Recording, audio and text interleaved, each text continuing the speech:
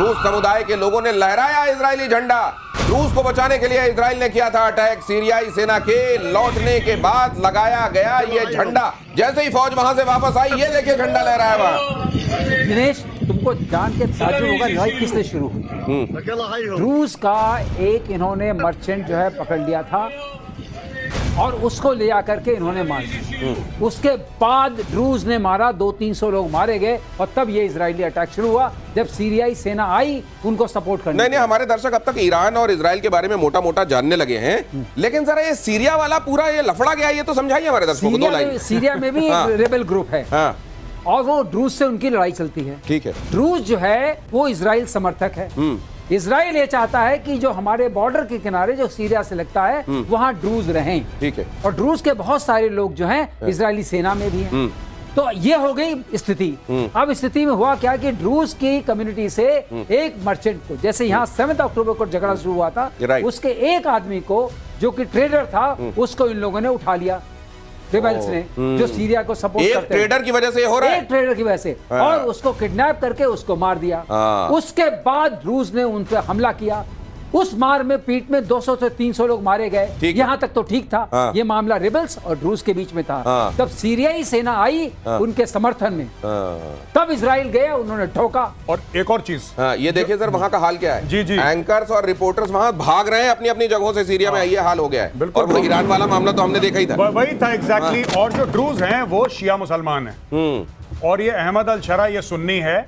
और अहमद अल शरा जो आज की तारीख में राष्ट्रपति है सीरिया का, ये आज से साल भर पहले इस्लामिक स्टेट और अल कायदा का टेररिस्ट था, जिसके ऊपर अमेरिका ने $15 मिलियन का रिवॉर्ड रखा था। जिंदा या मुर्दा चाहिए। आज की तारीख में ट्रंप इसके साथ हाथ मिला रहा है। ये है जियोपॉलिटिक्स। तो जियोपॉलिटिक्स में ये भी समझना पड़ेगा कि जो लोग उम्मा की बात करते हैं, ये कहते हैं कि कलमा नहीं पढ़ते आता तो गोली मार देंगे। जी। अगर पूरी दुनिया में इस्लाम का राज होगा तब हमारा पूरा सब कुछ ठीक हो जाएगा। जी। तो फिर ये शिया सुन्नी क्यों लड़ते हैं आपस में? फिर ये इतना सारा डिवीजन क्यों है वहां? तो मतलब क्या दुनिया में शांति ही नहीं रहने देना है? अरे आप देखिए, ये जो इस्लामिक उम्मा की बात करते हैं, शिया सुन्नी छोड़ दीजिए।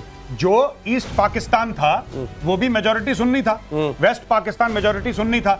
ये पहला हुआ है पूरी दुनिया के इतिहास में जहां पे एक मेजॉरिटी यानी कि ईस्ट पाकिस्तान ने एक माइनॉरिटी यानी कि वेस्ट पाकिस्तान के सामने हाथ जोड़ दिया कि भाई साहब तुम्हारे साथ नहीं रह सकते, कान पकड़ रहे हैं, सॉरी, माफी, जाओ। पहली बार हुआ है। अक्सर ये होता है कि माइनॉरिटी मेजॉरिटी से अलग हो जाती है। यहां पे उल्टा हुआ 71 में, जहां पे एक मेजॉरिटी थी वो माइनॉरिटी से अलग हो गई, हाथ जोड़ के कि तुम्हें ना झेल पाएंगे बेटा। ओ, तो ये देख लीजिए कि कितना भ्रम फैलाया जाता है। वो लोग जो गुमराह किए जाते हैं जिहाद और न जाने किन किन नामों पर, असल में उसकी असलियत क्या है? क्या ऐसा कुछ होता है? क्या ऐसा कुछ व्यवहारिक है? नहीं। लेकिन तब तक किसी को अपनी दुकान चलाने के लिए कहीं झोंक दिया जाता है और अपने पैसे सीधे कर लिए जाते हैं। अगली खबर देखिए, गाजा पर इजराइल का बड़ा अटैक, टारगेट पर शाती शरणार्थी कैंप।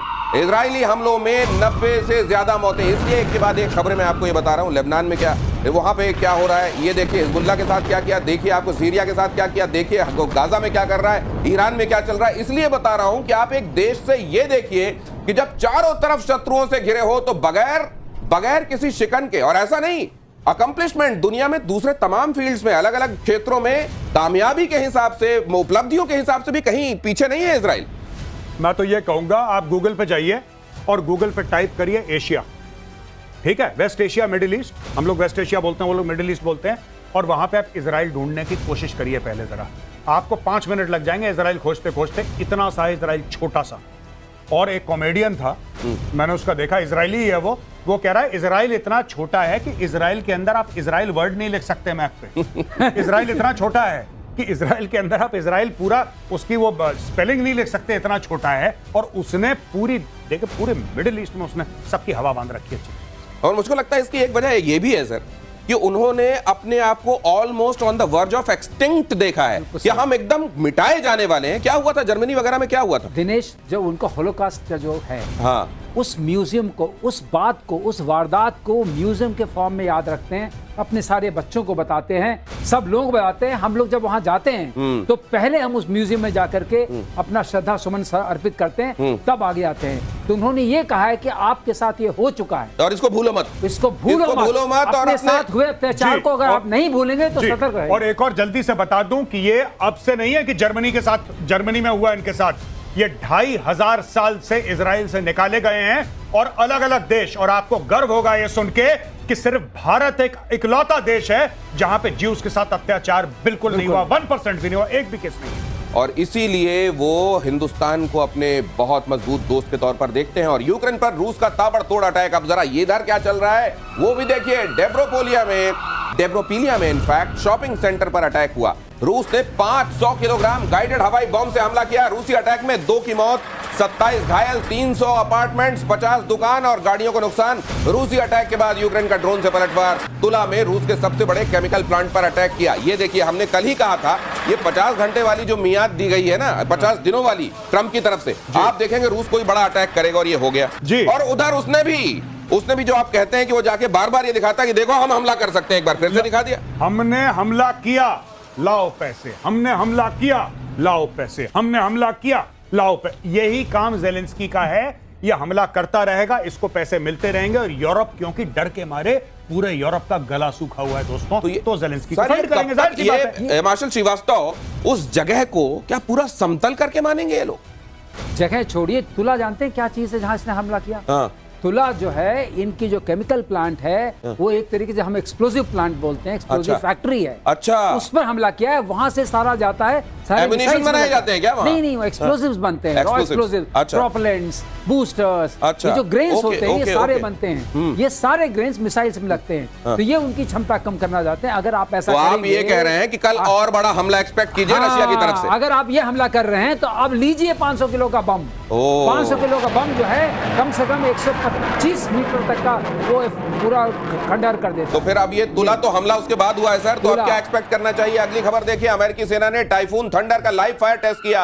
ऑस्ट्रेलिया में जारी तालिस्मान सब्र युद्ध अभ्यास के दौरान ये टेस्ट टाइफून मिसाइल सिस्टम का पहली बार विदेशी धरती पर परीक्षण। SM-6 मिसाइल से समुद्री टारगेट को तबाह किया गया। इंडो पैसिफिक इलाके में टेस्ट से टेंशन में चीन और ताइवान।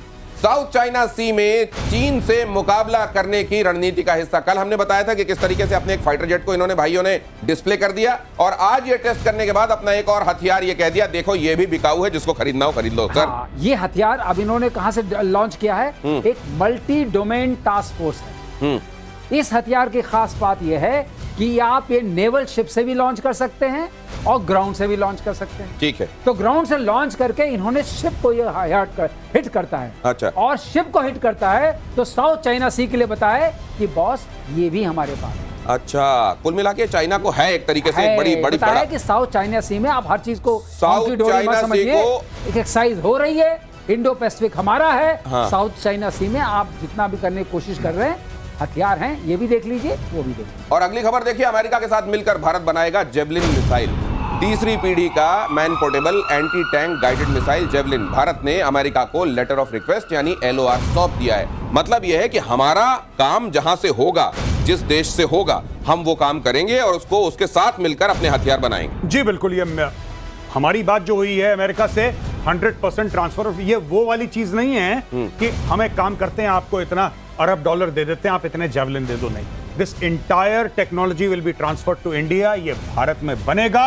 और जैसा हम पहले आपकी शो में प्रतिशोध में डिस्कस कर चुके हैं, इससे बेहतर, मेरी नजर में इससे बेहतर एंटी टैंक गाइडेड मिसाइल या फिर इस तरीके का मिसाइल जो बख्तरबंद गाड़ियों के खिलाफ है, इससे बेहतर दुनिया में नहीं है, जहां तक मेरी समझ। ये रशिया यूक्रेन युद्ध में हमने देखा जेवलिन कितनी कारगर। अरे साहब, इसका कोई तोड़ नहीं निकाल पाया रशिया, ये तो मानना पड़ेगा। गौरव की बात को इंडोर्स करते हुए एक बात मैं और करूंगा कि इन्होंने कहा ना पूरी टेक्नोलॉजी ट्रांसफर के साथ ही हम लेते हैं। एक बार 2011 में इनका प्रपोजल आ चुका था। ओके। लेकिन टेक्नोलॉजी ट्रांसफर करने को तैयार नहीं थे। इसलिए अब किया जा रहा है। एक्सेप्ट नहीं किया। अगर अब एक्सेप्ट किया है तो टेक्नोलॉजी ट्रांसफर हो रही है, उसके बिना हम ये लेने वाले तो अब अपनी शर्तों पर कर रहे हैं भारत काम। और भारतीय सेना की बहुत बड़ी कामयाबी, आकाश प्राइम डिफेंस सिस्टम का सफल परीक्षण। लद्दाख में 15,000 फीट पर कामयाब परीक्षण। सेना और DRDO ने मिलकर किया परीक्षण। आकाश के बाद आकाश प्राइम सर। आकाश सीरीज अब आप देखेंगे फलती फूलती रहेगी। अच्छा। क्योंकि ये सीरीज अब बहुत पॉपुलर हो चुकी है। अब पहाड़ वाले, जहाज वाले, समुद्र वाले सब बनेंगे। अच्छा। क्योंकि मिसाइल है, अब उसको ओरिएंट करते जाना है। अच्छा। जैसे हमारे यहाँ हर तरह का टेरेन है।